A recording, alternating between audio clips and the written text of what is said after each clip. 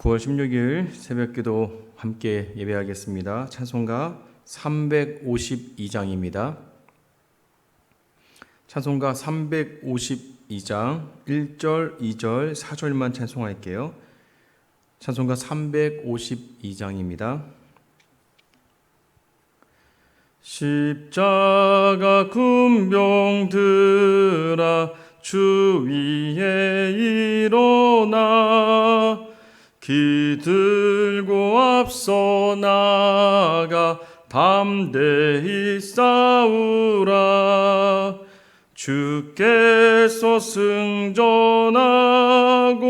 영광을 얻도록 그 군대 거느리사 이기게 하시네. 십자가 군병들아 주 위에 일어나 그 나팔 소리 듣고 곧 나가 싸우라.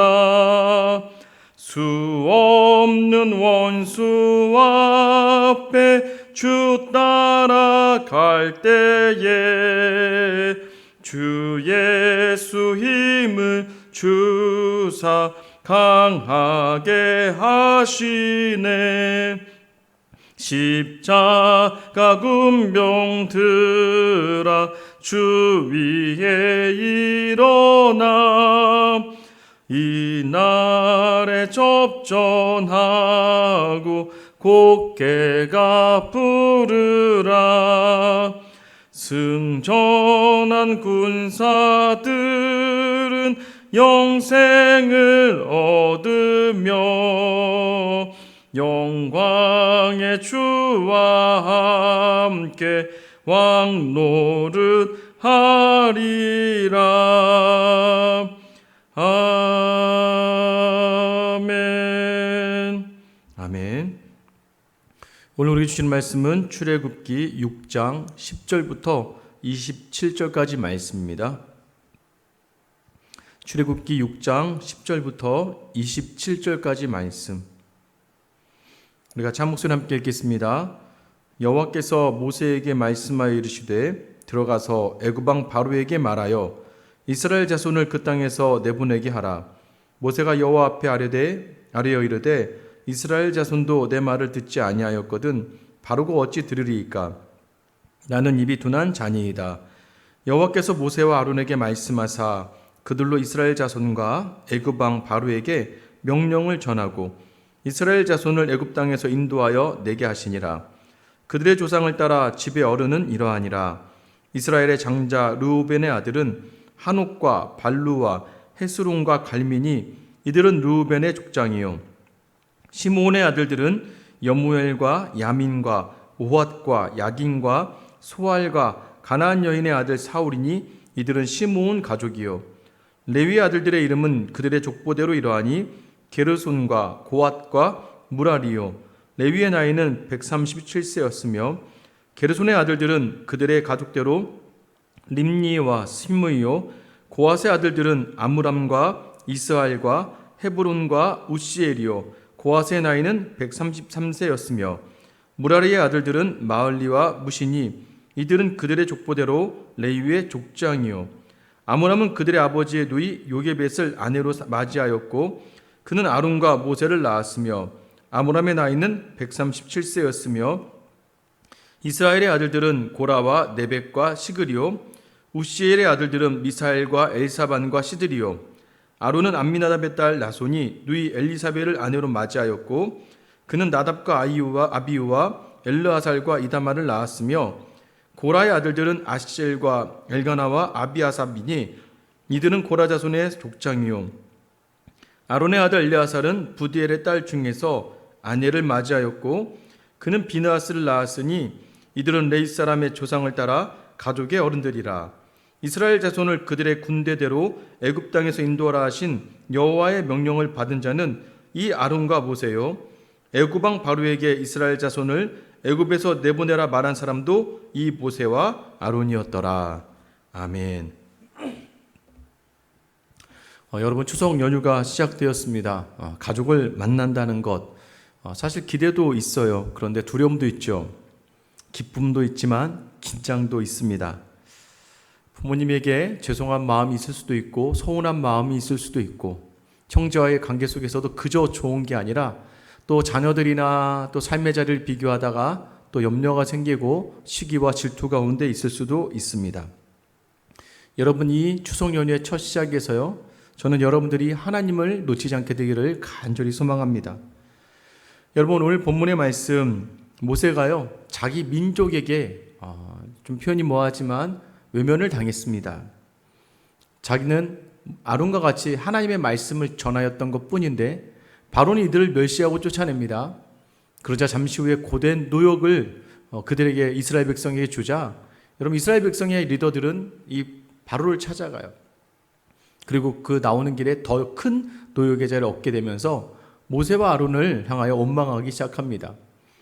모세와 아론도 마찬가지였죠. 모세는요 하나님을 찾습니다. 그래서 하나님께서 내가 강한 손으로 너를 돕겠다라고 말씀하세요. 바로가 너희를 내보낼 뿐만 아니라 너희를 쫓아낼 정도로 내가 그 바로에게 큰 재앙을 내리겠다고 이야기하십니다. 여러분 모세는요 모세에게 하나님은 하나님 자신의 여호와이심을 나타내 보이겠다고 말씀하세요. 그 자리에서 다시 10절 말씀이죠. 여호와께서 모세에게 말씀하여 이르시되 들어가서 애굽 왕 바로에게 말하여 이스라엘 자손을 그 땅에서 내보내게 하라. 모세가 여호와 앞에서 아뢰어 이르되 이스라엘 자손도 내 말을 듣지 아니하였거든 바로가 어찌 들으리이까 나는 입이 둔한 자니이다.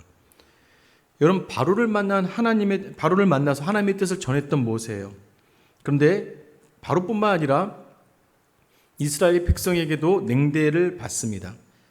여러분 시리에 빠져요. 이때 하나님의 말씀이 다시 모세에게 임하죠. 다시 가라는 거예요. 이 앞정에서 어떤 내용이 있었습니까? 내가 너희를 이끌어서 가나안 땅을 인도하여 낼 거야. 왜냐? 나는 언약을 지키는 여호와다. 약속을 반드시 지키는 여호와. 이전 아브라함, 이삭, 야곱에게는 내 이름을 이야기하지 않았지만 너희에게 여호와, 내 이름을 이야기한다는 건 반드시 이룰 것이라고 하는 하나님의 의지를 담아내시는 거예요. 하나님은 계속해서 나는 여호와다라고 이야기하고 있는데 모세는 뭐라고 이야기해요? 나는 못합니다. 나는 입이 둔한 자입니다. 지난번에도 한번 이 이야기를 했었거든요.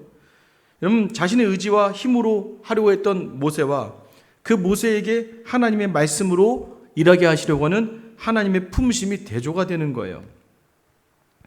여러분 다시 한번 하나님이 말씀하십니다. 13절이에요.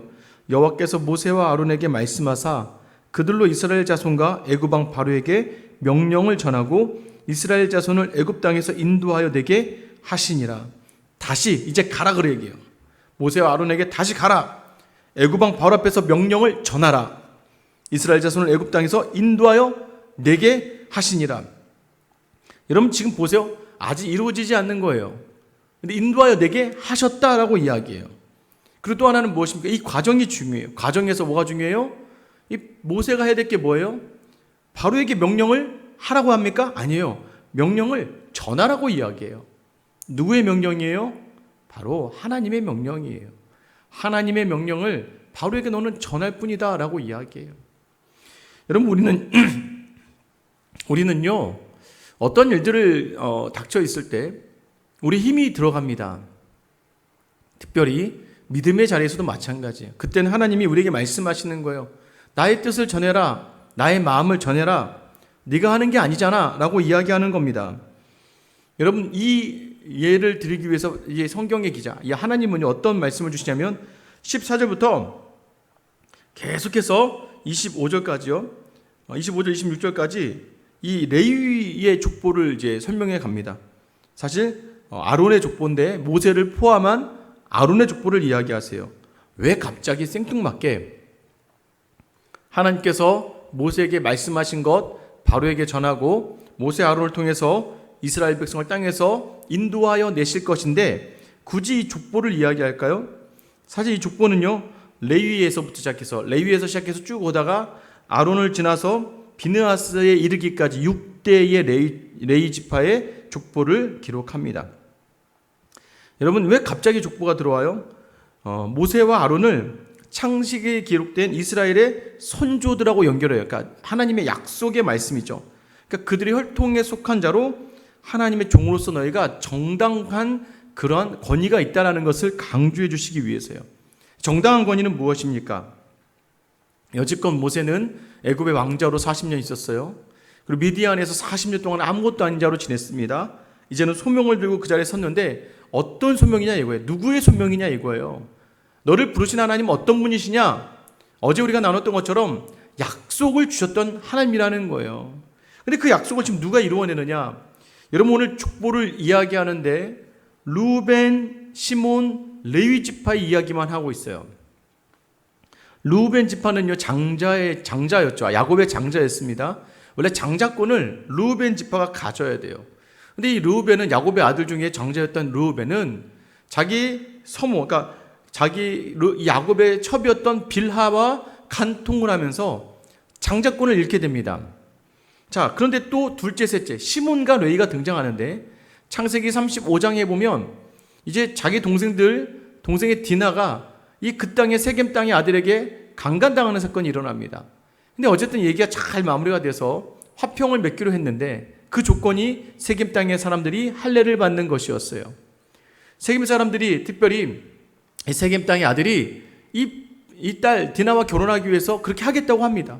그리고 그들이 약속대로 이제 우리 소위 말하면 이제 할례를 받기 시작합니다. 고통 가운데 있어요. 그럴 때 시몬과 레위가 그 고통받는 그들이 들어가서 다 진멸해 버립니다. 아버지 야곱은 약속을 했는데 시몬과 레위는 그 약속을 깨고 세겜 땅의 사람들 다 죽인 거예요.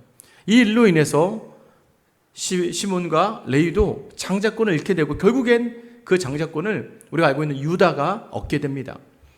여러분 지금 본문은 무엇을 이야기할까요? 너희가 레위의 자손으로서 사실 너희 레위 자손은 하나님 앞에서 실패한 그런 자손이다. 그러나 여러분 실패한 가문 가운데에서 모세와 아론을 택하신다는 거예요. 우리는요 우리의 모든 것들을 바라보며 우리의 부모, 내가 가진 것, 우리 환경, 상황을 바라보다 보면 이거 하나 내세울 게 없는 그런 모습일 때도 참 많습니다. 근데 하나님은요 상황과 환경 이런 게 중요하지 않다는 거예요. 하나님은 이렇게 얘기하시는 것 같아요. 원래 너희 조상이 가증스럽고 비열한 짓을 했던 사람이라는 것을 알지만 그럼에도 나는 너를 택했다. 그러니까 네가 뭐가 있어서가 아니라 네가 좋은 집안에서가 아니라 네가 무언가를 가져서가 아니라는 거예요. 모세가 왕자일 때 부르지 않았습니다. 미디안에서 거지처럼 아무것도 아닌 자처럼 지낼 때 그때 부르신 거예요. 여러분 우리는 자꾸 이 추석 가운데 자꾸 무언가 서운한 게 뭐예요? 부모가 나에게 뭘 안 해줘서 내 환경이 그래서 또 차별을 받아서 여러 가지 이유를 이야기할 수 있어요. 그런데 여러분 하나님께 부름받은 사람들은요 모든 자리 그 모든 부족과 연약과 결핍과 실패를 할지라도 하나님이 알고 부르시는 그래서 그 모든 것들을 하나님의 능력으로 채우시는 분이라는 것을 말씀하고 싶었던 거예요. 하나님은요 당신의 사명자를 훈련시키십니다. 철저하게 하나님 중심으로 하나님의 일을 감당하게 하시는 거예요. 모세는요 하나님이 주신 기적과 말씀을 처음엔 자기 생각에 맞추어서 이스라엘에게 나아갔어요. 요거 좋구나. 내가 할 수 있겠구나.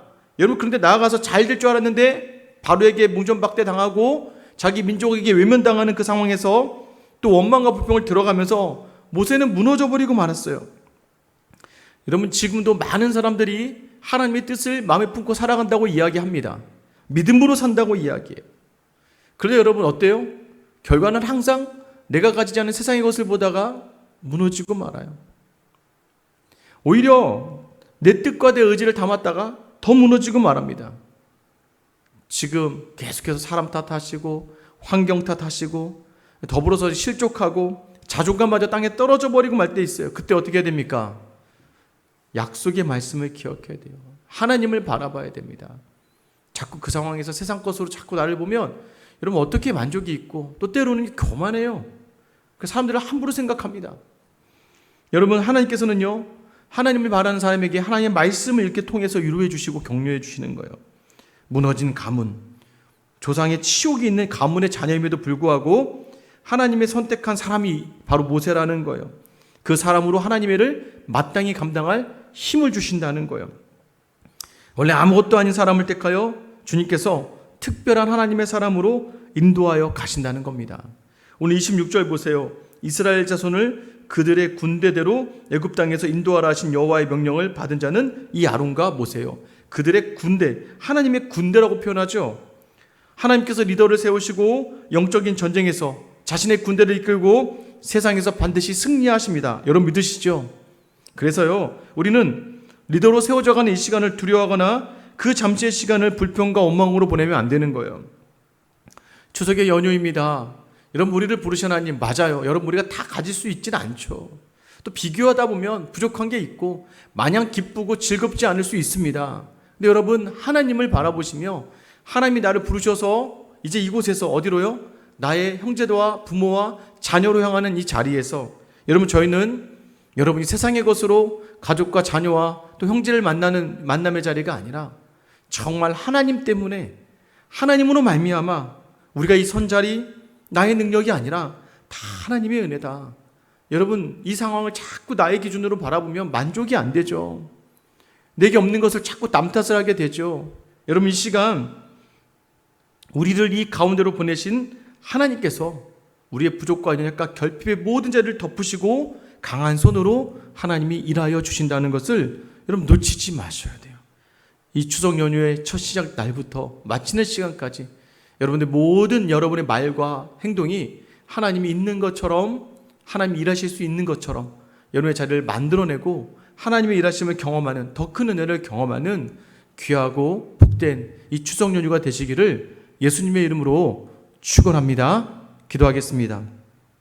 사랑의 하나님, 오늘도 우리를 하나님의 은혜 받은 사람처럼 살게 하여 주시옵소서. 하나님, 우리가 하나님을 놓치면 내가 가진 것, 내게 주어진 환경, 상황을 보다가 다 무너져 버리고 맙니다. 오늘 연약하고 부족한 모세를 부르신 하나님은 봐라, 네 조상은 이렇게 실패했어도 그래도 내가 너를 사용하면 너는 실패한 인생이 아니라는 것을 알게 하신 하나님 아버지, 오늘도 이 시간 우리를 사용하여 주셔서 우리 가족의 화목, 오늘 선 모든 자리에서 기쁨과 만족을 누리는 저와 우리 모든 성도들의 가정 다 되게 하여 주시고 이번 추석 연휴를 통하여 나를 화목의 도구로 사용하시는 하나님께 온전하게 순종하며 이 자리 감당해내는 저와 우리 모든 성도들을 다 되게 하여 주시옵소서. 오늘도 모든 자리 선하게 인도하여 주실 살아계신 우리 주 예수님의 이름으로 기도드립니다. 아멘.